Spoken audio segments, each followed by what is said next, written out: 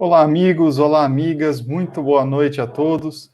Está no ar mais uma edição do nosso Repórter o Clarim, a sua live semanal de toda segunda-feira à noite, quando nós podemos aqui receber os expositores, os articulistas, escritores de livros, dando enfoque principalmente nas matérias publicadas na Revista Internacional de Espiritismo e Jornal Clarim.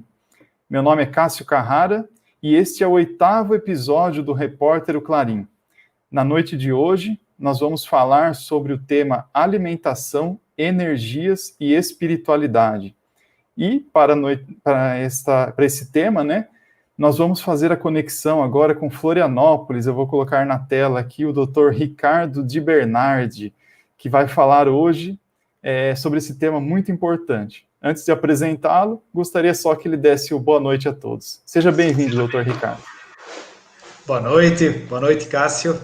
Boa noite todo o pessoal que nos acompanha. É um grande prazer estar conversando com vocês. Esperamos poder responder perguntas também após a nossa exposição. E que a paz e a alegria seja com todos. Isso, exatamente. Na noite de hoje, nós faremos um formato um pouquinho diferente. O Dr. Ricardo fará uma apresentação aí de cerca de 40, 45 minutos. E ao final da exposição, nós faremos algumas perguntas. Inclusive, já deixo o convite a todos que estão nos assistindo, que deixem aqui o seu comentário no chat, deixem a sua pergunta, a cidade de onde estão assistindo. Também não se esqueçam de curtir o canal, colocar um joinha no vídeo, porque esta visibilidade, né, esse engajamento é muito importante aqui para que o nosso vídeo, para que o nosso canal ganhe cada vez mais relevância aqui no YouTube. Lembrando que além da TV O Clarim no YouTube, onde nós estamos principalmente, também esse vídeo está sendo veiculado no canal da Web Rádio Fraternidade de Uberlândia e também no Facebook da Casa Editora O Clarim. Bom, como eu disse no princípio, né, estas lives aqui do Repórter O Clarim são baseadas, sobretudo, em artigos publicados na Revista Internacional de Espiritismo e Jornal Clarim. E esse tema de hoje foi baseado em um artigo publicado nesta edição aqui, a Revista Internacional do Espiritismo, de setembro de 2020, com o tema Espiritualização e Alimentação, que o Dr. Ricardo assinou esse artigo nesta edição da revista. E agora vou apresentá-lo antes de passar a palavra a ele. Dr. Ricardo Gandra Di Bernardi, para quem não conhece, ele que é um expositor bastante conhecido, mas ele é médico homeopata de adultos e pediatra. Também terapeuta de regressão a vidas passadas e autor de 11 livros no Brasil e 2 na Espanha. Também é palestrante internacional, fundador da Associação Médico Espírita de Santa Catarina e presidente do Instituto de Cultura Espírita de Florianópolis. Então, realmente é um prazer enorme assim, ter uma pessoa desse gabarito, né, com tanta experiência na divulgação espírita, para falar de um tema, né, que é tão importante, né, a questão da alimentação e das energias. Bom, doutor Ricardo, então, acho que já podemos ir aqui para a apresentação do PowerPoint, né, e começar aqui o nosso debate. Certo. Então, nós vamos iniciar a nossa conversa, né? Bem,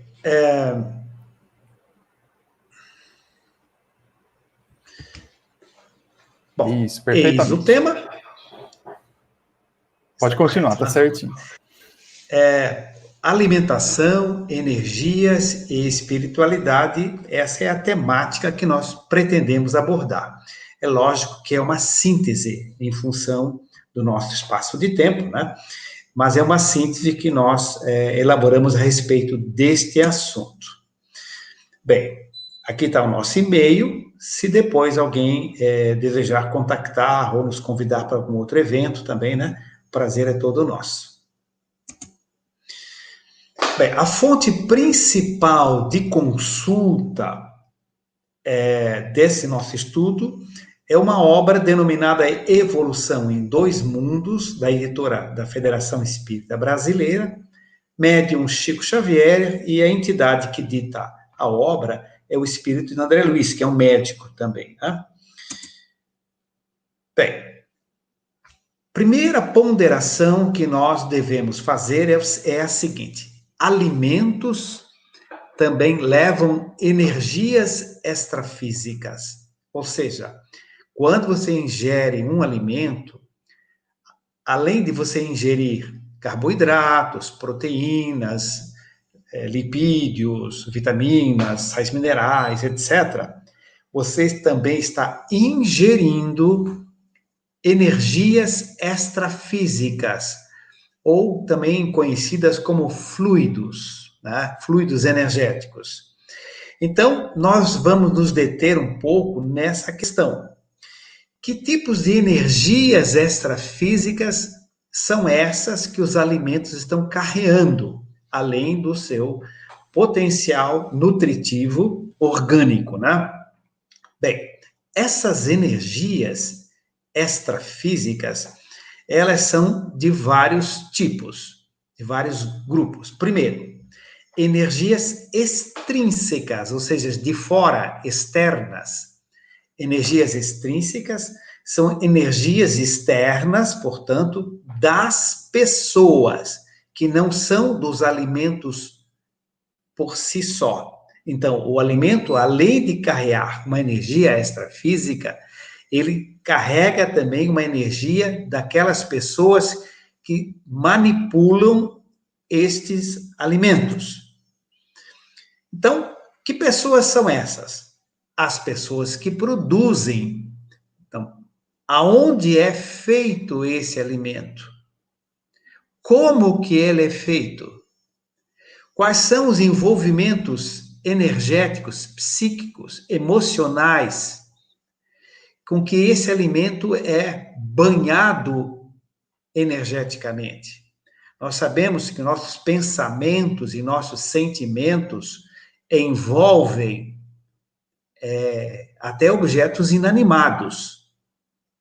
Então, pode-se, por psicometria, segurar um objeto, se concentrar e descrever características de quem o estava manipulando, ou seja, do dono desse objeto. Então, quem produz aquele alimento pode envolvê-lo com um tipo de energia, com diversos tipos de energia. Também quem transporta esse alimento, da mesma forma. Quais são as características dos comportamentos, os envolvimentos desse transporte? Pode ser que não haja relevância, mas pode ser que haja muita relevância. As pessoas que comercializam esse alimento. Então, se você está ingerindo pão, com que pensamento esse pão, esse trigo, essa massa é amassada? Como é que ele é transportado? Quem está comercializando? Qual é o tipo de envolvimento mental que existe ali? Ou na sua própria casa ou num restaurante, quem está cozinhando esse alimento está veiculando energias extrafísicas extrínsecas, quer dizer, não são do alimento em si, vem de fora, das pessoas que manipulam. Tá? Inclusive, a água com que o alimento é cozinhado, além das características de limpeza, higiene, etc., que é outra questão, a água é um dipolo energético. Cada molécula de água tem um lado positivo, um lado negativo. Elas se colocam como se fossem rosários, onde permite o fluxo de energia mental. Daí a água energizada, água fluidificada, né? Etc.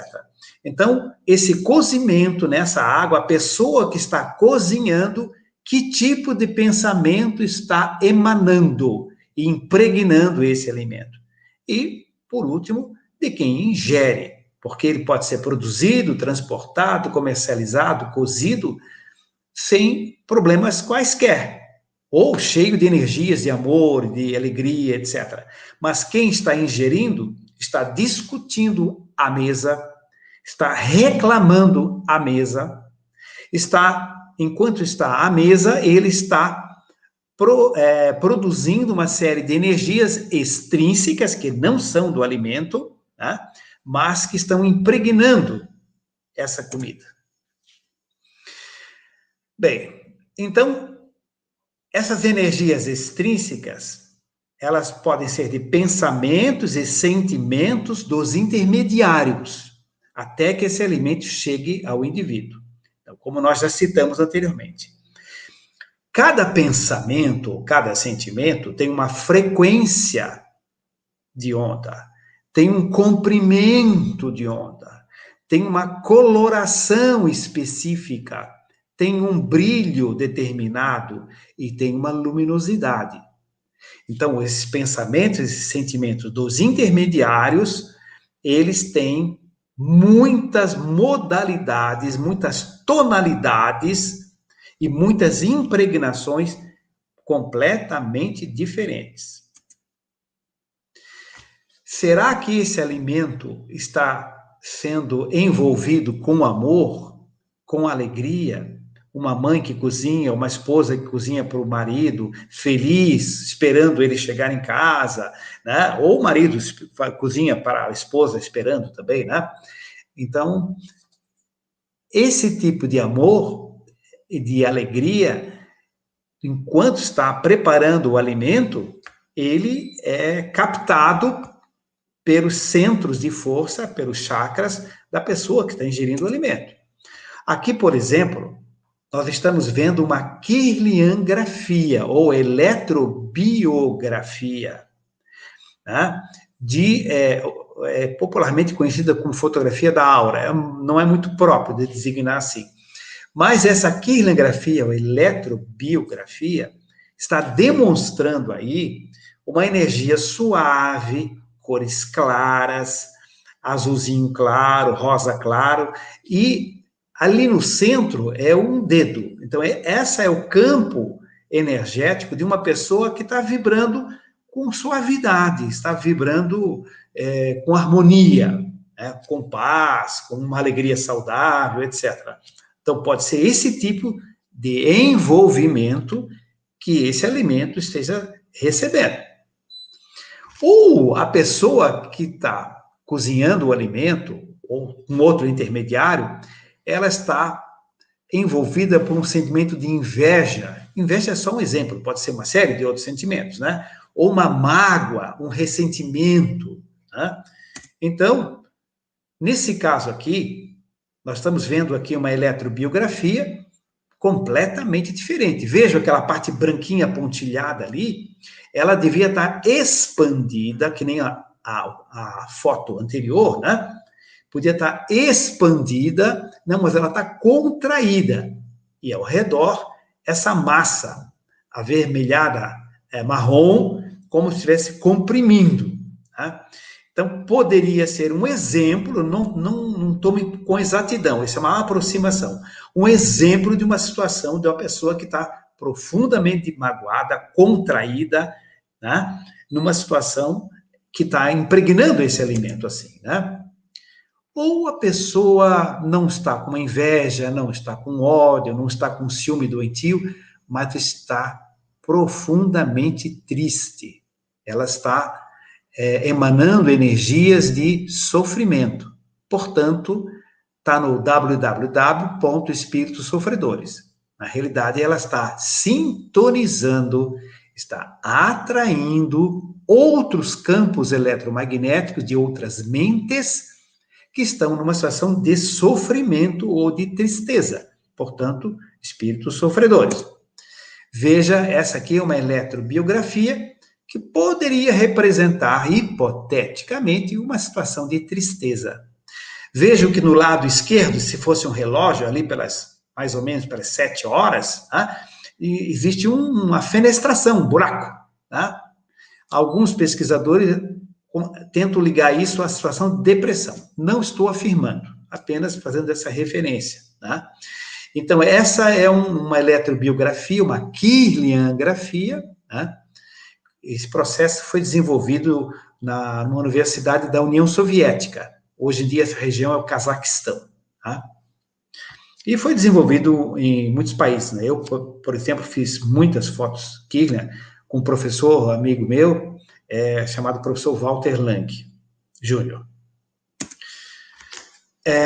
Ou então a pessoa que está intermediando, enviando energias extrínsecas, ela está numa situação de ódio, de agressividade, de vingança.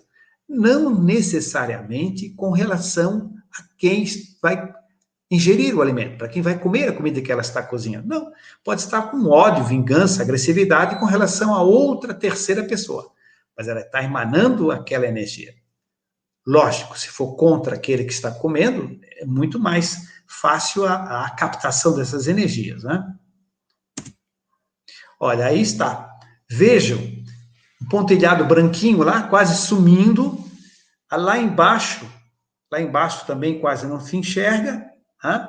Um pontilhadozinho, e esse campo bastante denso ali, né?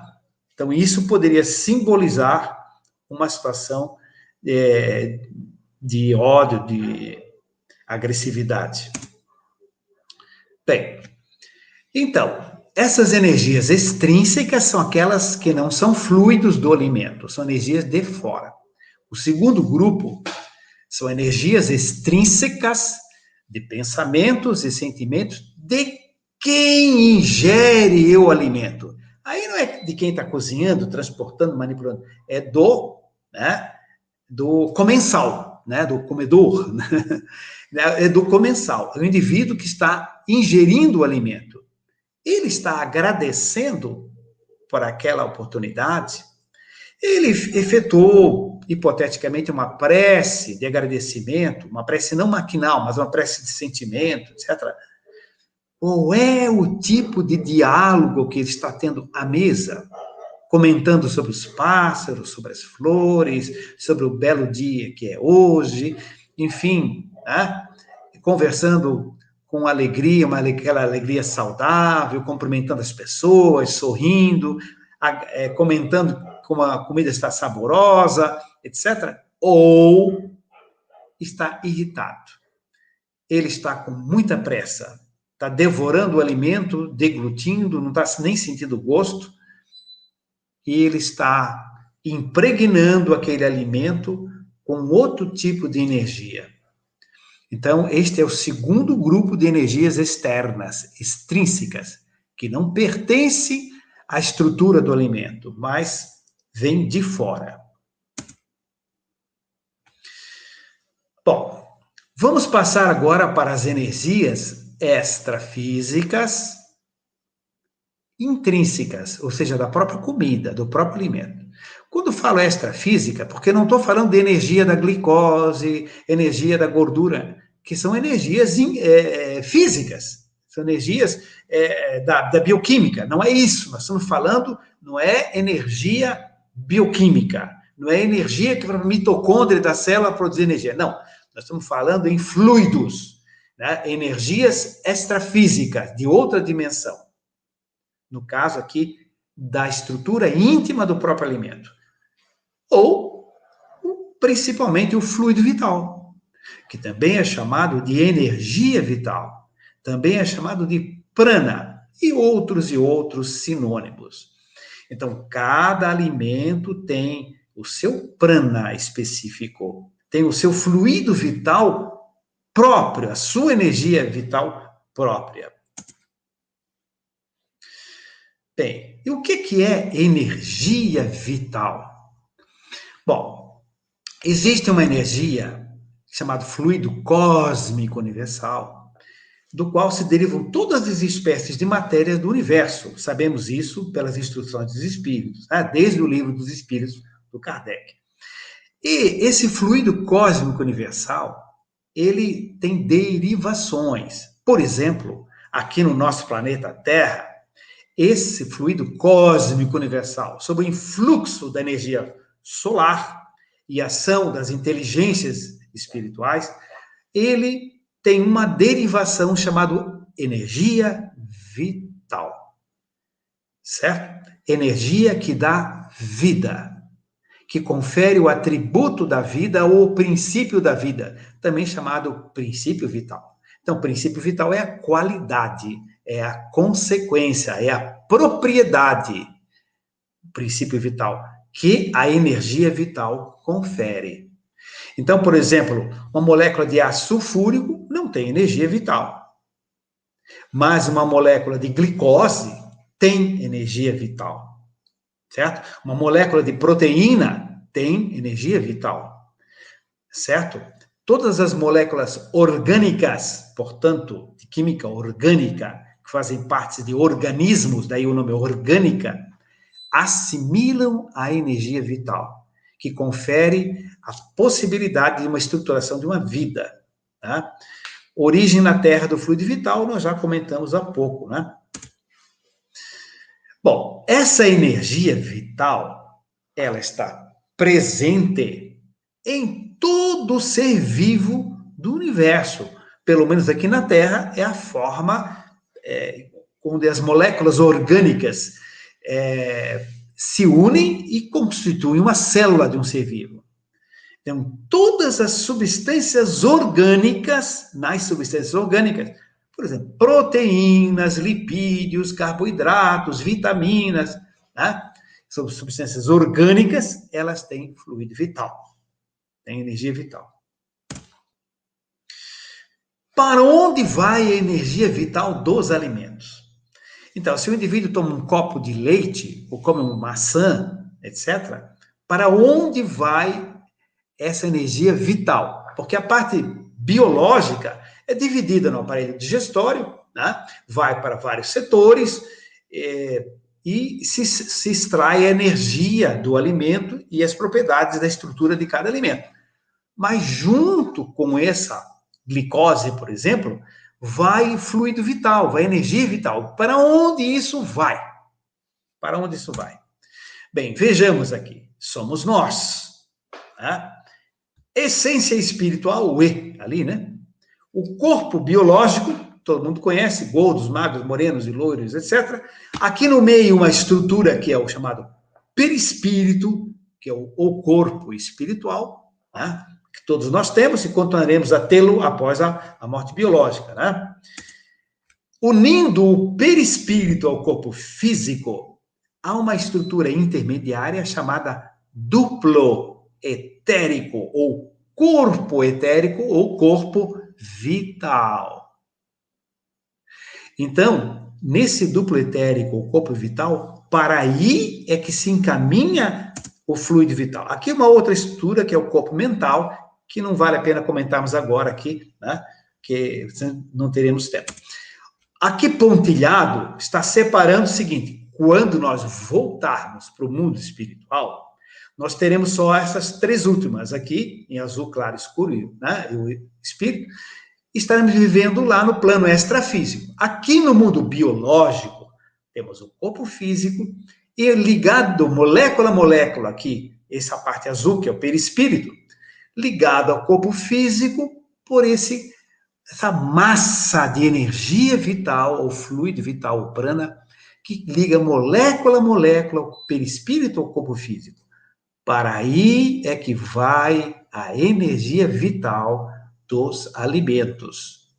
Podemos captar energia vital de outras formas, mas o alimento é o mais comum. Então, aí que está o nosso tanque de gasolina para o nosso carro do biológico movimentar, né? Ter vida. Bom, Emmanuel, espírito, pela mediunidade do Chico Xavier, ele comenta que a alimentação carnívora deve ser evitada nos dias de sessão mediúnica. Livro O Consolador, editora Federação Espírita Brasileira. Muitos outros autores comentam isso. Por que é que deve-se evitar comer carne no dia de sessão mediúnica? É por pena dos animais? Pode até estar incluído, mas não é esse o motivo principal. Por que que não pode? Por que que não deve? Por que deve ser evitado?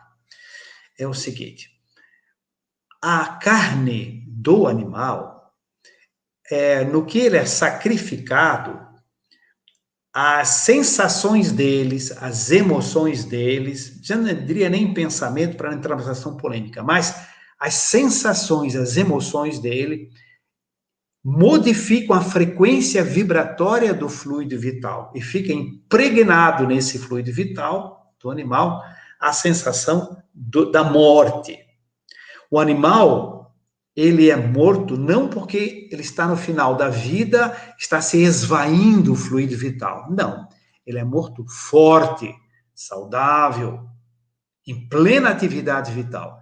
Então, ele está cheio de energia vital. Bem, no momento que o indivíduo ingere uma carne de um mamífero é bem mais complicado. Então, gado, porquinho, coelhinho, ovelha, etc. Então, são seres de um nível evolutivo maior, com maior proximidade do ser humano. Então, essa energia vital que é absorvida, ela é absorvida e vai para onde? Vai para o nosso reservatório de fluido vital, que é o duplo etérico, que fica entre o perispírito e o corpo físico. E daí fica difícil o perispírito fazer expansão, impregnado por fluidos densos de fluido vital do animal morto, certo? Principalmente mamífero, que ele tem uma proximidade muito maior do que o ser humano. Tá? Então, fica difícil trabalhar dando passe, recebendo passe, se desprendendo em corpo físico, do corpo físico, né? Tudo isso fica dificultado por essa impregnação de fluido vital, tornando mais, digamos assim, oleoso, entre aspas, a energia, o duplo etérico, dificultando essa expansão. A alimentação dos espíritos desencarnados. Espírito se alimenta? Sem dúvida. Por quê? Porque o corpo astral, o perispírito, é matéria, derivada do fluido cósmico universal. O perispírito tem órgãos. Né? Os espíritos andam, sentam, enxergam, estudam, né? Gastam energia com seu pensamento, atividade, movimentação, enfim, tudo. Se gastam energia, tem que repô-la. Claro que espíritos superiores de altíssimo nível evolutivo se alimentam por amor, com amor, absorvem energias superiores e se locupletam energeticamente. Mas gente comum como nós, não conseguimos fazer isso ainda. Então, há necessidade de alimentação dos espíritos encarnados lá no mundo espiritual. Não estou falando que na sessão mediúnica tem que oferecer comida para espírito, né? Isso é bobagem. Nada disso. Nós estamos falando que os espíritos lá no mundo extrafísico, né? Eu estou falando copo de leite físico, certo? Mental até pode oferecer, não há problema. Mas os espíritos lá, eles gastam energia. E no que gastam energia, sentem necessidade de reposição. Por isso existem pomares no mundo espiritual. Por isso existem plantações no mundo espiritual. Tá? Enfim, há necessidade de reposição, de alimentação também dos espíritos desencarnados. Existem vegetais no mundo espiritual, além da flora ideoplástica, ou seja, mental, criação mental. Mas existe uma flora real. Como tem flora no umbral, tanto no umbral como nas colônias espirituais. Tá?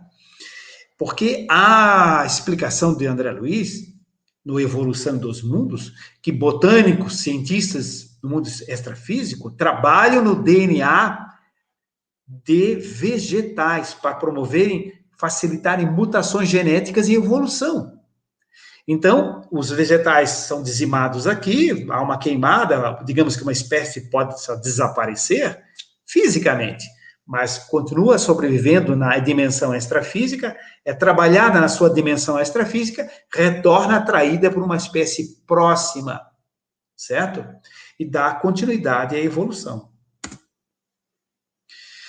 Sim, claro que no mundo espiritual existe água, tem até o rio Azul, lá na colônia espiritual, existem lagos, existem cachoeiras, existem rios, inclusive mar. Basta procurar a literatura do André Luiz e ler detalhadamente. Bem, tempo de permanência no mundo espiritual, por quê? Permanece mais tempo no mundo espiritual espíritos mais densos. Porque, permanece mais tempo no mundo espiritual espíritos mais evoluídos, menos densos. porque eles não têm necessidade de reposição de energia tão grande quanto um espírito denso. O espírito denso tem necessidade de reposição de energia muito maior, inclusive nutrição, alimentação, etc. E vai chegar um tempo que começa a haver um desgaste energético e isso o impele automaticamente para uma reencarnação até compulsória e automática. Já espíritos superiores, que não precisam se servir dessa alimentação mais simples e se alimentam de amor, pode ficar séculos no mundo espiritual. Bem, existem lá no mundo espiritual, no chamado Espaço das Nações, povos que têm sua cultura, sua língua, etc., né? Então, eles mantêm, inclusive, até os próprios hábitos alimentares dentro dos recursos que as colônias oferecem, naturalmente, né? E, além do mundo astral, que é a tendência nós é irmos para o mundo astral e vamos ficar muito felizes numa colôniazinha bonitinha, né? Mas existem mundos superiores com o mundo mental, onde lá sim o amor é o alimento que repõe as suas energias, né? Então, meus amigos, muito obrigado. Foi um grande prazer estar com vocês, né? Ali embaixo tem o nosso e-mail, rhdb11@gmail.com, né? E estamos aí à disposição para atendermos alguns questionamentos de vocês, né? Fizemos uma síntese aí para poder dar tempo para isso. Muito bem, deixa eu ver como é que a gente faz aqui.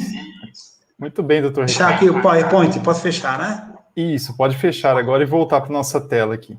Isso. Pronto, agora tá vendo, né? Dá de aumentar aqui, né? Pode aumentar, isso, Opa. Perfeito. Agora ficou bom. Olha, muito legal realmente essa apresentação, acho que todos nós pudemos aprender bastante, né, com esses comentários.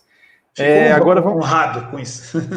Agora vamos começar então nossas perguntas. Eu já vou começar com uma pergunta do público aqui, doutor Ricardo. Olha só.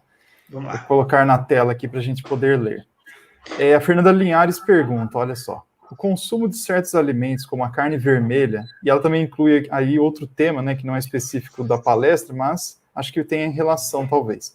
E também remédios para dormir, atrapalham no desprendimento do corpo durante o sono? Boa pergunta.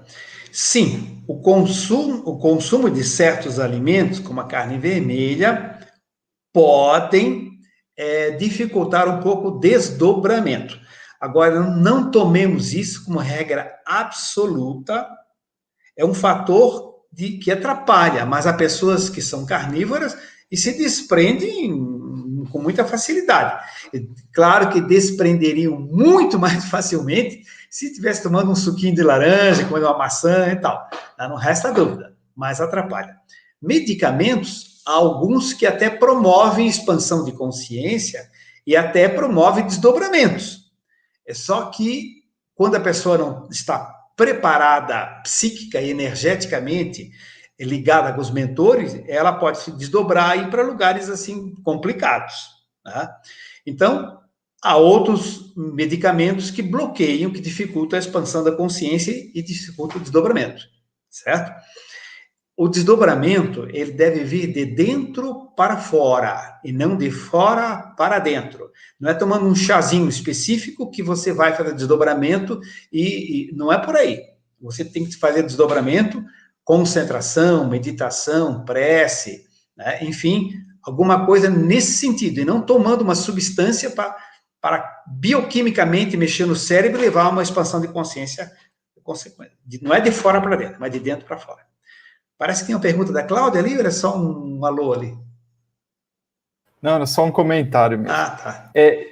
Eu vou no gancho agora dessa pergunta da Fernanda Linhares. Sim. Porque, assim, a gente tem vários relatos, né, no movimento espírita, né, tanto em palestras e artigos e, enfim, vídeos, que falam sobre a questão do vegetarianismo, né, e do veganismo. Inclusive, nós temos ali algumas obras, né, da psicografia de Chico Xavier, como do André Luiz, do Emmanuel, até do Irmão X, que eles fazem essa recomendação com relação à diminuição do consumo de carne, né? Mas a gente sabe que o espiritismo não faz uma exigência, vamos dizer assim, que a pessoa se torne vegetariana, se torne vegana, né? Aí, nesse sentido, eu gostaria de saber qual deve ser a postura do espírita nessa área, como ele deve refletir sobre esse assunto. Certo.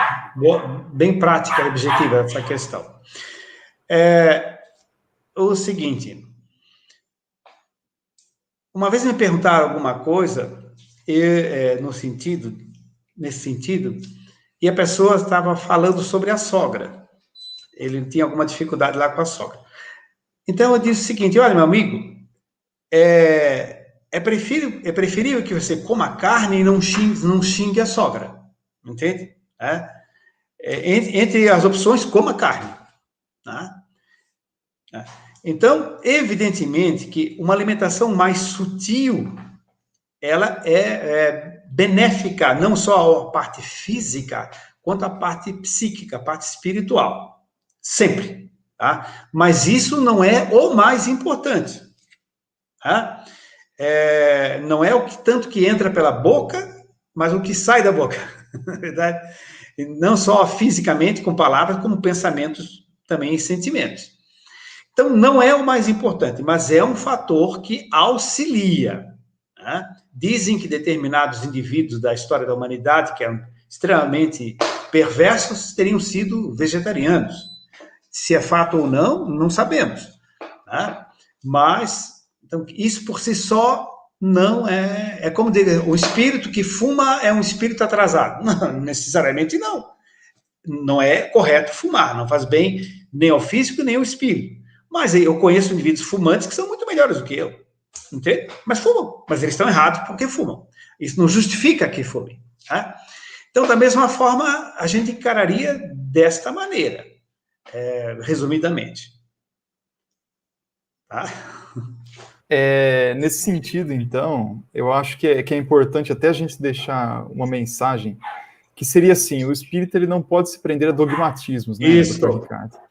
O mais importante sempre é que ele tenha bom senso, né? Que ele consiga refletir sobre a utilidade daquilo que ele está fazendo, né?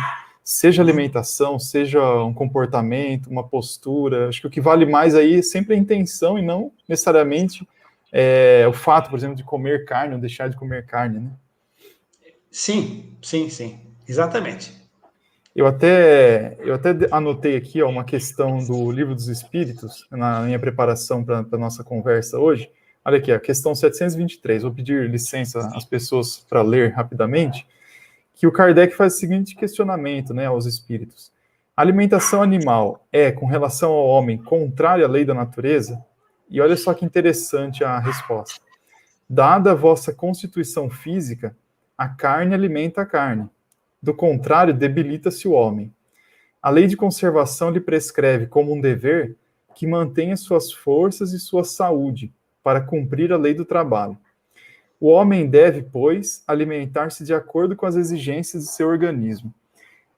Eu acho até interessante, viu, doutor Ricardo, essa questão, porque nós temos que considerar que o Livro dos Espíritos foi, né, escrito, lançado, em meados do século XIX, né, numa época até em que a ciência ainda não estava, logicamente, desenvolvida como está hoje. E eu acho até que o Kardec, se ele tivesse o conhecimento científico que nós temos hoje, ele até acrescentaria talvez uma pergunta aí, um 723A, vamos digamos assim, perguntando, né, mas já se sabe, né, que os vegetais hoje podem suprir vários dos nutrientes, né, que a alimentação animal, né, com a alimentação de carne animal proporciona. Então, eu acho que assim, é uma questão da gente conseguir aliar, né, as necessidades de cada indivíduo, né? Não ter essa pretensão, talvez, de que vou me tornar mais evoluído porque deixei de comer carne, mas também não posso, assim, ter esse comportamento sem uma reflexão, né, do porquê estou fazendo isso, né? Exato. Tudo vem gradativamente, né? Falando em gradativamente, né, nessa evolução, o doutor considera que, né, no processo de evolução do planeta Terra, naturalmente nós vamos deixando de comer carne? Sim, sem dúvida. Inclusive, a tendência daqui a alguns milhões de anos o dente não existe mais. Entende? Aliás, hoje já não tem mais espaço na boca, todo mundo está usando aparelho porque não cabe mais, né? Então, a tendência é essa, né? Mas é uma coisa para muito tempo, né? Muito tempo mesmo. Mesmo porque a regeneração, né, às vezes a gente pensa na regeneração do planeta está em curso, mas é um processo de séculos, né? Não vai ser uma Sim. mudança repentina, né? Amanhã acordaremos regenerados, né? Temos ainda muitos problemas a resolver aqui, né? Sem dúvida, sem dúvida. Tem mais alguma pergunta aí? Aqui do nosso público ainda não. Mas eu Certo. gostaria novamente aqui, já que nós comentamos sobre isso, gostaria novamente aqui de incentivar as pessoas a participar, né, da nosso debate aqui. Deixem a sua pergunta, deixem o seu comentário, para que nós possamos aqui também conversar melhor aqui sobre o assunto, né? Lembrando a todos que esse tema de hoje foi baseado em artigo do Dr. Ricardo, publicado nesta edição aqui da Revista Internacional de Espiritismo, o artigo Espiritualização e Alimentação, na edição de setembro de 2020. Aqueles que quiserem adquirir a revista e também o jornal Clarim, podem fazê-lo pelo seguinte endereço aqui que está na tela, o assinaturas.oclarim.com.br. Nós sempre enfatizamos, né, a importância de fazer a assinatura da revista e do jornal Clarim. Aí também pode ser impresso, né, se as pessoas que ainda gostam do papel, né, de sentir a publicação, mas também já temos a versão digital para aqueles que estão mais conectados à internet, que preferem esse modo, né, de leitura. Cássio, Oi, pois não? inclusive, lembrando que não sabemos quando, mas a Revista Internacional, a editora Clarim, já está com um livro meu para ser publicado, para ser revisado, né? Nós vamos esperar aí para poder divulgar para o pessoal também, né? Será um grande prazer. Isso, talvez, não sei se para o ano que vem, né? Mas ainda vamos trabalhar nesse livro, né? Eu tenho uma questão que, assim, há um tempo atrás, ainda quando eu trabalhava como editor de vídeo, tinha uma outra época da minha vida, né? Eu tive contato, doutor Ricardo, com um método de abate animal que era dos muçulmanos, né? Que é a carne halal, que eles chamam. Halal, só para explicar rapidamente ao nosso público, em árabe significa permitido, autorizado. E é uma palavra que se refere no islamismo a todos os comportamentos, né, que que o adepto do Islã, forma de vestir, forma de falar, e até mesmo alimentação, né, que seria É como se fosse o kosher dos Isso, judeus, mais ou menos, né? isso, é uma forma, assim, seria um código de conduta, digamos assim, do que pode e do que não pode ser feito, né. E entre esses métodos aí de vida dos muçulmanos, tem esse modo de abate do halal, que é um abate rápido, é a decapitação do animal, né? De forma que o sangue dele não se contamine, né? Ou melhor, que não seja contaminado com doenças do sangue, a carne, né? É uma forma de preservá-la. E eles dizem que é mais saborosa, que é mais suculenta, enfim. Mas isso não é importante. O que eu acho interessante desse método é que antes deles fazerem a decapitação do animal, eles fazem uma oração, né, para a alma do animal, inclusive dizendo ali algumas palavras, e a pessoa que faz o abate tem que ser muçulmana, tá? Tem que ser muçulmana. E eu lembrei disso por causa do começo da sua apresentação, em que você falou sobre a influência das energias, né? Em todo o processo das pessoas que produzem, transportam, comercializam, que fazem o cozimento, enfim, do alimento. Aí a minha pergunta, não necessariamente sobre esse método, tá? Porque eu sei que é uma coisa bem específica e provavelmente não sei se o doutor conhece ele. Mas assim, com relação a esse método, essa forma de você fazer um louvor ali à alma do animal, alguma coisa assim, não o espírito, né? Mas as outras crenças. Você acha que isso é uma forma, talvez, energética, de trazer ali uma boa energia para a carne? E de que forma também isso é influenciado por quem vai comer esse alimento? Porque não necessariamente a pessoa está conectada com essa energia positiva que a pessoa que fez o abate procurou transmitir. Não sei se eu fiquei claro na minha questão. Alguns frigoríficos aqui em Santa Catarina, eles exportam muito para países árabes. A produção de frango aqui no estado de Santa Catarina é muito grande, existem muitos grandes frigoríficos. E esse frango que é exportado para os países árabes segue exatamente esse tipo de determinação por questão de contrato, inclusive, que os muçulmanos colocam, e eles aqui seguem à risca isso, né? Em respeito e até por necessidades mesmo da exportação, né? Nós diríamos o seguinte: a gente não pode, assim, se radicalizar de dizer que, em todos os casos, haveria uma influenciação energética. O que se pode dizer é o seguinte: depende de como isso é feito mentalmente, porque o recitar automaticamente tem um peso muito menor. Agora, se aquilo for dito com uma convicção, se for dito com uma expressão mental verdadeira, onde se coloca um sentimento, coloca-se um sentimento naquele abate que está fazendo, com certeza essa energia é produzida por essa mente e vai chegar a essa estrutura do próprio animal abatido, né? Agora, fica muito difícil a gente quantificar isso, né? Fica difícil quantificar. De qualquer forma, acredito que isso deva respeitar o próprio animal, né? Exatamente. Inclusive, ó, aproveitando aqui, tem até uma pergunta da Sônia dos Santos, eu vou colocar aqui para nós. Com relação a não comer carne, com relação a não comer carne, nos dias de hoje, não seria uma questão de respeito aos animais?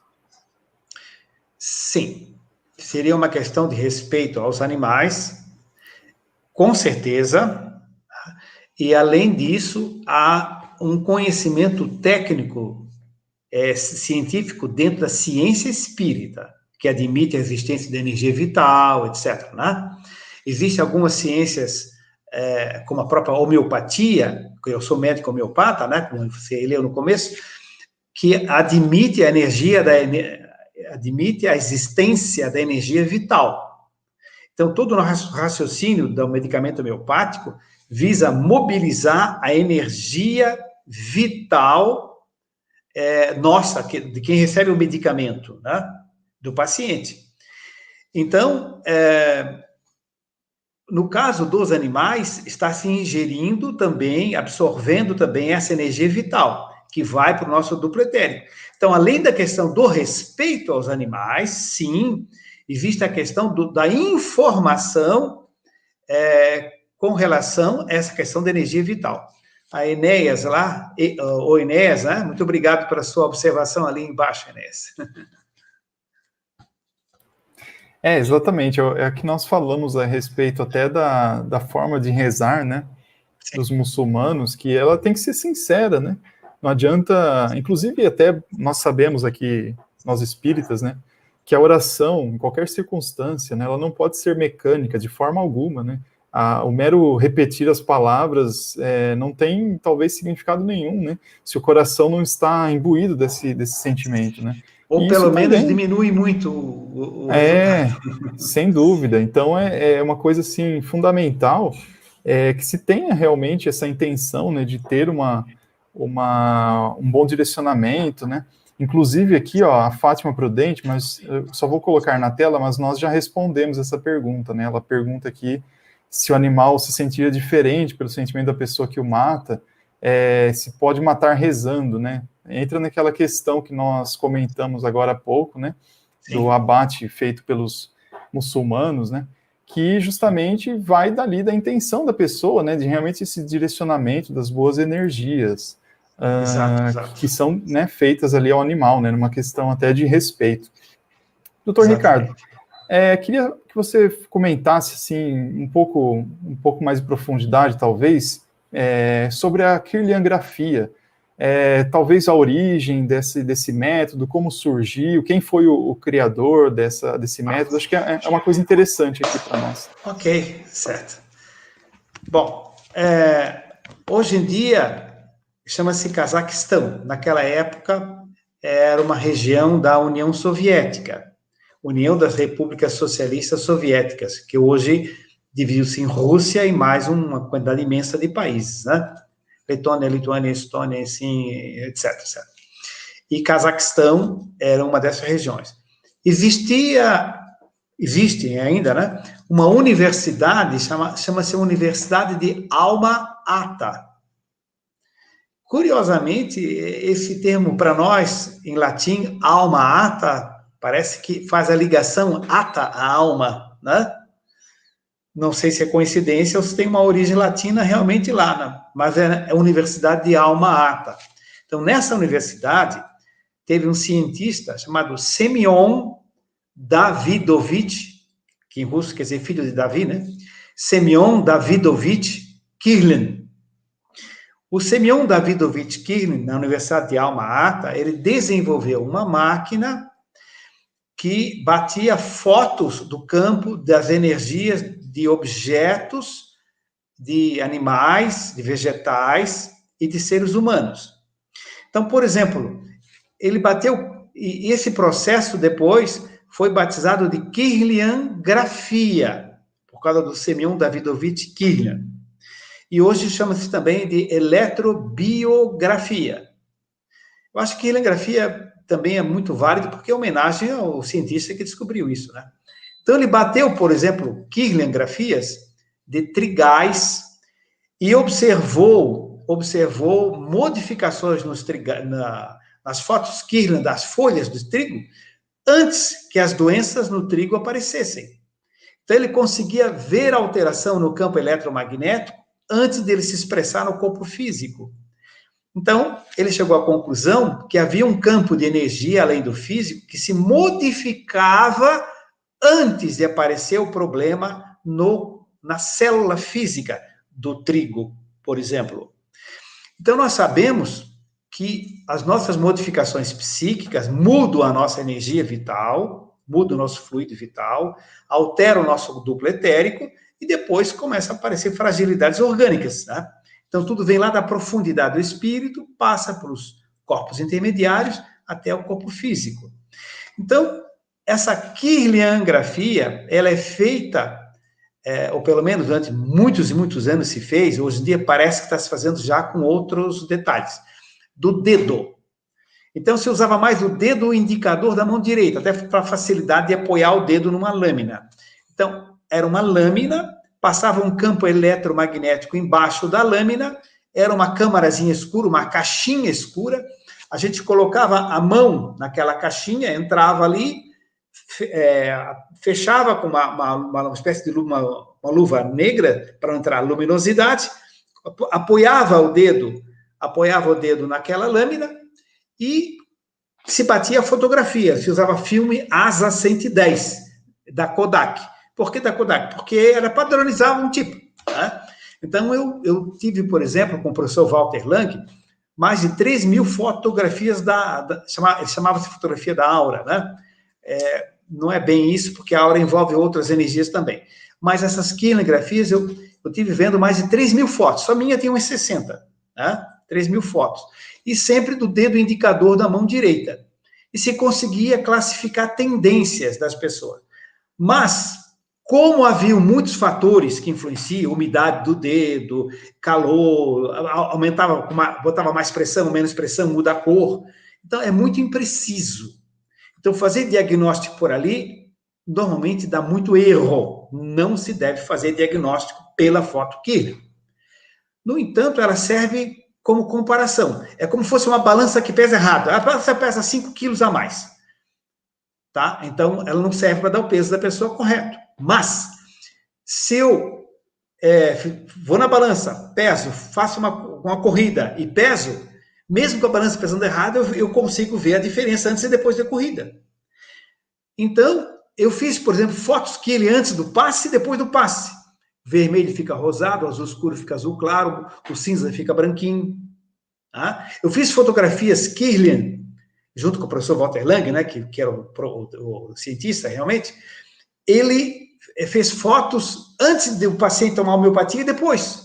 e modifica a cor, que é uma coisa impressionante. Então, servia assim para ver o parâmetro de comparação. Antes e depois do passe é incrível. Entende como as fotos mudam, assim, entende? É bem interessante mesmo. Mas fazer diagnóstico por ali dá erro e dá má interpretação. Só para deixar claro, alguém não se aventurar aí, né? Tá certo. Tem uma pergunta aqui, doutor Ricardo, vou colocar aqui na tela, vamos ver se dá para comentá-la. Ó, uma pessoa com características de psicometria poderia, então, antes de ingerir o alimento, avaliar se as energias vinculadas a ele, ao alimento, seriam benéficas ou não a todos os seus corpos? Erivaldo Passos, que faz a pergunta, é meu amigo de infância. Faz muitos anos que eu não o vejo. Nós estudamos juntos no ginásio, no ensino médio, quando nós tínhamos de 10 a 14 anos. Tá? Ele atualmente é engenheiro químico em Niterói. Eu só conheci ele por e-mail, assim, depois, né? Só via assim, né? Mas é um grande prazer aí estar com o Erivaldo, né? Sempre estudioso. Olha a pergunta dele, que boa. Uma pessoa com características de psicometria, ou seja, tocar num objeto, sentir as energias e classificá-las. Né? Por exemplo, pega essa caneta aqui, né? Pega essa caneta e se concentra e diz, essa caneta pertence a um indivíduo do sexo masculino, já não é muito jovem, sou eu. E assim por diante, ele descreve as energias que estão impregnadas na caneta. Isso é psicometria. Então, a pessoa com característica de psicometria poderia, então, antes de ingerir o alimento, avaliar se as energias vinculadas ao alimento seriam benéficas ou não a todos os seus corpos? Não conheço nenhuma experiência nesse sentido, mas acredito que pode ser também pela clarividência. Aí não é nem vidência, é clarividência, porque clarividência é um fenômeno paranormal. Você fecha os olhos e lê o livro, não tem espírito aí lendo, é você mesmo. Então, aí não é evidência mediúnica, é clarividência. A pessoa com clarividência, ela pode se concentrar e ver as energias dos alimentos e fazer uma conexão, por isso, através de uma psicometria, e ver alguma coisa da origem. Teoricamente é possível, não conheço ninguém que faça isso, e também temos que tomar cuidado para que as fantasias também não nos deixem envolver. Não é o caso do Erivaldo, que é um estudioso, mas às vezes as pessoas aí criam fantasias também em torno dessas questões, né? É bom a gente ter sempre prudência, assim, e não exagerar. Mas excelente pergunta, só podia ver do Erivaldo mesmo. Não, sem dúvida. Acho que a palavra que fica da nossa conversa hoje, nessa noite, é prudência, é bom senso, né? É sempre buscar reflexão sobre as nossas posturas, né, doutor Ricardo? Acho que essa é a mensagem principal. Já dizia o bom senso encarnado, que era Kardec, né? Isso, perfeitamente. Então, acho que essa é a grande mensagem que fica desta noite. Bom, infelizmente, estamos já com o nosso tempo atingido aqui. Eu gostaria de agradecê-lo e pedir desculpas aqui, algumas perguntas vão ficar sem resposta, mas é sinal de que o nosso bate-papo aqui despertou interesse, né, doutor Ricardo, nas pessoas, porque realmente é um tema que faz parte da vida de todos, né, não tem como ser diferente. Sim. Né? E, bom, gostaria então que você deixasse as suas palavras finais aqui para nós. Bem, que possamos, saindo daqui, tomar uma água fresca, mentalizar sobre essa água um fluxo de luz maravilhoso, vindo do alto, que mobilizem essas moléculas de água como uma corrente, né, que transmitam as melhores energias, e que essa água, ao adentrar o nosso corpo biológico, possa acessar corpos mais sutis, levando energias de paz, de harmonia, de equilíbrio e de saúde. Que tenhamos uma boa noite, que possamos, mais tarde, quando dormirmos, nos desdobrarmos e encontrarmos nossos amigos espirituais e continuarmos o nosso crescimento, nosso desenvolvimento. Paz a todos, felicidades, né? Foi um grande prazer. Muito obrigado. E eu deixo aqui meu agradecimento a todos que nos acompanharam, minha saudação, aqueles também que vão nos assistir depois, né? Lembrando que esse vídeo, essa live fica registrada tanto no YouTube quanto no Facebook. Então, aqueles que vão nos ver depois também, deixo o meu agradecimento aqui. E Não se esqueçam, né, de deixar um like no vídeo, de inscrever-se no nosso canal. Como eu disse no começo, isso é muito importante para que nós, aos poucos, vamos aumentando a nossa relevância aqui no YouTube. Então, eu deixo aqui o meu abraço a todos e vejo vocês até a próxima semana, no nosso Repórter Clarim número 9. Uma excelente semana a todos. Muito obrigado. Obrigado.